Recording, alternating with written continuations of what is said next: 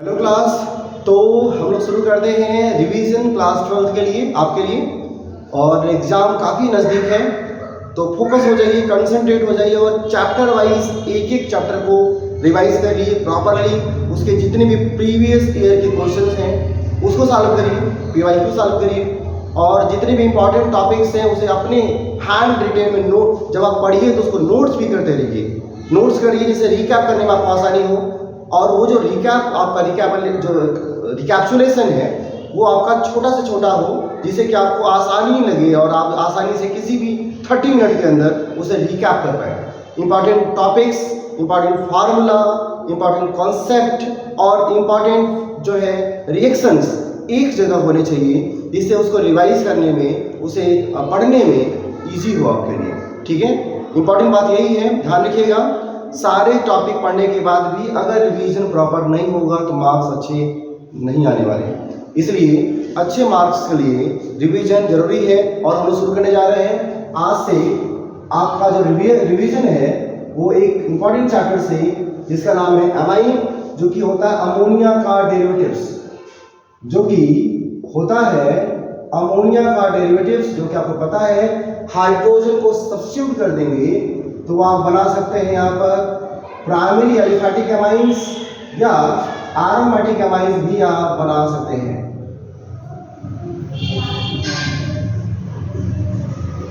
है ना? तो एलिफैटिक या एरोमेटिक एमाइंस जो है ये असल में एक तरह से अमोनिया के डेरिवेटिव्स हैं, और इसी लोन पेयर की वजह से इसके पास बेसिक कैरेक्टर भी होते हैं। आपको पता है अमोनिया भी बेसिक होता है, और वो वाटर में डिसॉल्व होकर बनाता है अमोनियम हाइड्रोक्साइड। ये एक तरह का लिविस बेस और एक तरह का आर्नियस बेस भी होता है अगर वो वाटर में डिसॉल्व हो जाए तो। ठीक है, तो ये सारे के सारे एमाइन और एनिलीन, जितने भी एलिफैटिक एरोमेटिक एमाइंस हैं, ये जो है बेसिक कैरेक्टर इसलिए शो करते हैं। इनका हाइड्रोजन रखना वाटर के साथ हाइड्रोजन बॉन्डिंग करने की टेंडेंसी को भी शो करता है, इसीलिए वाटर में डिसॉल्व भी हो जाते हैं। वाटर में इनकी सॉल्युबिलिटी इन्हीं हाइड्रोजनों के हाइड्रोजन बॉन्डिंग की वजह से होता है, जो कि वाटर के साथ ये करते हैं। जबकि इनकी जो बेसिक स्ट्रेंथ है, बेसिक स्ट्रेंथ हमेशा ही डिपेंड करता है इलेक्ट्रॉन डेंसिटी के पाए जाने पर। नाइट्रोजन के पास अगर इलेक्ट्रॉन डेंसिटी बढ़ती है, किसी भी रीजन की वजह से बढ़ती हो, तो हमेशा बेसिक कैरेक्टर बढ़ेगा। तो ये सारे जो ग्रुप आप देख रहे हैं ये बेसिक कैरेक्टर को बढ़ाएंगे, क्योंकि ये प्लस आई पॉजिटिव इंडक्टिव इफेक्ट शो करते हैं, जबकि ये प्लस आर इफेक्ट शो करेगा, रेजोनेंस है, इसलिए इलेक्ट्रॉन डेंसिटी को अपनी तरफ अट्रैक्ट करेगा और एमाइन के जो एनिलीन के बेसिक कैरेक्टर है को घटा देगा। अगर यह हाइड्रोजन 1 by 1 हम मिथाइल ग्रुप से सब्स्टिट्यूट करें तो बेसिक कैरेक्टर बढ़ भी सकता है, जबकि अगर इसके साथ हम लोग हाइड्रोजन लगा दें तो बेसिक कैरेक्टर और ज्यादा कम हो जाएगा, क्योंकि क्लोरीन इलेक्ट्रॉन डेंसिटी को अपनी तरफ अट्रैक्ट करेगा। तो बेसिक स्ट्रेंथ हाइड्रोजन बॉन्डिंग की टेंडेंसी और इलेक्ट्रॉन डेंसिटी के रिलीज और डोनेट करने की जो पॉसिबिलिटी है पर फैक्टराइज करता है या डिपेंड करता है। ठीक है, बट हम यहाँ पर जो हमारा जो मेन कॉन्सेप्ट है उसके बारे में बात करेंगे, वो है organic reactions. Class 1 by 1 organic reaction के बारे में बात करते हैं, खास करके वो रिएक्शन जो सबसे ज्यादा बार बोर्ड में आए हुए हैं। मैं आपको याद दिला दूं, हमेशा ही अमाइंस बनने का जो तरीका है, जो मेथड्स ऑफ प्रिपरेशन है अमाइंस का, मेथड्स ऑफ प्रिपरेशन में जो पहला तरीका है कि अगर हमारे पास नाइट्रो ग्रुप लगे हुए हैं, अगर हमारे पास नाइट्रो ग्रुप लगे हुए हैं तो उसको रिड्यूस करके हम NH2 ग्रुप बना सकते हैं। सबसे आसान मेथड है नाइट्रो ग्रुप को रिड्यूस करना। इसके लिए आप SnHCl और हाइड्रोजन या FeSCl और हाइड्रोजन या किसी दूसरे रिड्यूसिंग एजेंट की हेल्प ले सकते हैं। ठीक है, नाइट्रो ग्रुप को रिड्यूस करना, नाइट्राइल्स ग्रुप को रिड्यूस करना और अमाइड ग्रुप को रिड्यूस करना, ये सारे सबसे कॉमन मेथड में आते हैं जिससे आप बना सकते हैं अमाइंस। ठीक है, यहां पर आप एलिफैटिक कार्बन चेन या एरोमेटिक बेंजीन रिंग दोनों यूज कर सकते हैं, उससे कोई फर्क नहीं पड़ता। Long carbon chain, unsaturated carbon chain या एरोमेटिक बेंजीन लगाने से इसकी रिडक्शन टेंडेंसी में चेंजेस नहीं आते। ठीक, इसका मतलब ये जो आप देख पा रहे हैं कि नाइट्रोस, नाइट्राइल्स, अमाइड और ये सारे जो मेथड है रिडक्शन के, इन सब तरीके से हम जो है बना सकते हैं अमाइड। इसके अलावा एजाइड एक ग्रुप होता है, आपको पता होगा, एजाइड एक ग्रुप है, इसके भी रिडक्शन करने से हम जो है अमाइंस बना सकते हैं, नाइट्रोजन गैस एलिमिनेट हो जाएगा। जबकि जो आइसोसाइनाइड है इसको रिड्यूस करके हम लोग सेकेंडरी अमाइंस बनाते हैं, ठीक है। तो प्राइमरी अमाइंस बनाने के तरीके आप देख पा रहे होंगे और सेकेंडरी अमाइन बनाने के लिए भी तरीके हम लोग देख पा रहे हैं। ये सारे मेथड रिडक्शन मेथड हैं, इसमें SnHCl या PaCl, आप hydrogen palladium, lithium aluminium hydride या डाइवल डाइआइसोब्यूटाइल एल्यूमिनियम हाइड्राइड, ठीक, या दूसरे इस तरह के रिड्यूसिंग मेथड है वो आप यूज कर सकते हैं। ध्यान रखिएगा, एजाइड को, आइसोसाइनाइड को, अमाइड को रिड्यूस करने के लिए लिथियम एल्यूमिनियम हाइड्राइड यूज किया जाता है, ठीक है। ये सारे जो रिड्यूसिंग मेथड हैं इन सब से हम आसानी से किसी भी तरह के जो ग्रुप हैं जो यहाँ दिए हुए हैं को कन्वर्ट कर सकते हैं अमाइंस ग्रुप में। ये सबसे इजी मेथड माने जाते हैं रिडक्शन करने के। ध्यान रखिए, रिडक्शन करने के लिए ये सारे जो रिड्यूसिंग एजेंट है आपको लर्न रखने पड़ेंगे, ठीक। दूसरा सबसे आसान तरीका है कि हम जो है अमोनोलिसिस करवा के भी रिडक्शन अमाइंस बना सकते हैं। अमोनोलिसिस का मतलब होता है असल में अमोनिया ग्रुप को सब्स्टिट्यूट, अमोनिया ग्रुप के हाइड्रोजन को सब्स्टिट्यूट करना, ठीक है। हम इसको बोलते हैं अमोनोलिसिस, जिसमें मान लीजिए अगर हमारे पास नाइट्रोजन लगा हुआ ग्रुप है, अगर यहां पर भी हाइड्रोजन लगा दूंगा तो ये बन जाएगा अमोनिया। देखते जाइए ध्यान से, ये अमोनिया है, और अगर मैं यहाँ कार्बन चेन लगा दूंगा तो ये हो जाएगा अमाइंस। तो आप अमोनिया से आप आसानी से हैलोलिकेन यूज करके एसिड रिएक्शन के थ्रू, न्यूक्लियोफिलिक सब्स्टिट्यूशन रिएक्शन के थ्रू आप आसानी से जो लोन पेयर है वो हाइड्रोजन को सब्स्टिट्यूट कर देगा, और आप देख पा रहे हैं कि यहाँ पर आपके पास अमाइंस बन जाएंगे। अगर ये अमोनिया है तो प्राइमरी अमाइंस बनेगा, और अगर ये कार्बन लगा हुआ है तो ये सेकेंडरी अमाइंस बनेगा। मतलब प्राइमरी अमाइंस से सेकेंडरी अमाइंस भी बना सकते हैं। जबकि आप उसके अगले स्टेप में जाकर के फिर हाइड्रोजन का यूज करके फिर से आप हाइड्रोजन ग्रुप को सब्स्टिट्यूट कर सकते हैं और आप बना सकते हैं सेकेंडरी अमाइंस से टर्शियरी अमाइंस। टर्शियरी अमाइन होगा तो क्वार्टरली बनेगा।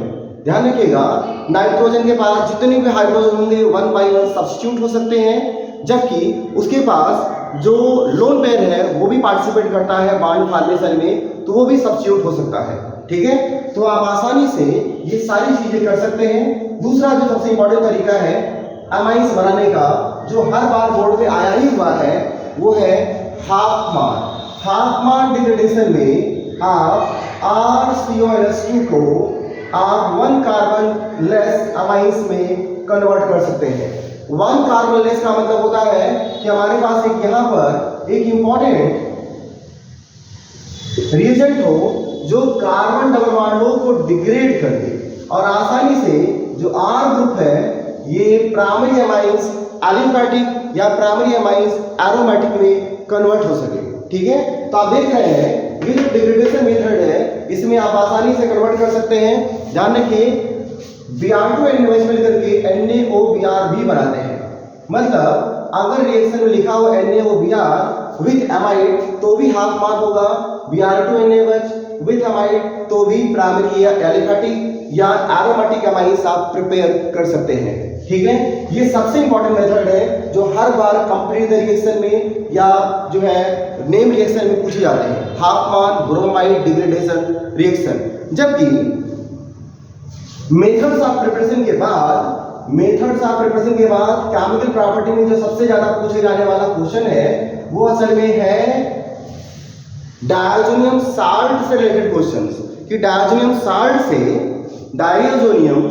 से हम कौन कौन से कंपाउंड्स बना सकते हैं। तो पहले आप जान लीजिए, एनिलीन को हम वेरी लो टेम्परेचर पर नाइट्रस एसिड के प्रेजेंस में और HCl होना चाहिए, हम कन्वर्ट कर सकते हैं डायज़ोनियम क्लोराइड में, ठीक।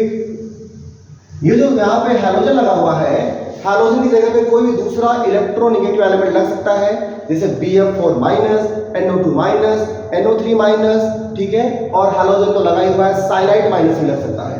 ये सारे जो साल्ट हैं डायजोनियम के, इसको बोलते हैं हम लोग डायजोनियम, और इसके साथ लगा हुआ कोई भी हैलो जो नेगेटिव पार्ट है तो वजह से इसको बोलेंगे हम लोग साल्ट, ठीक है।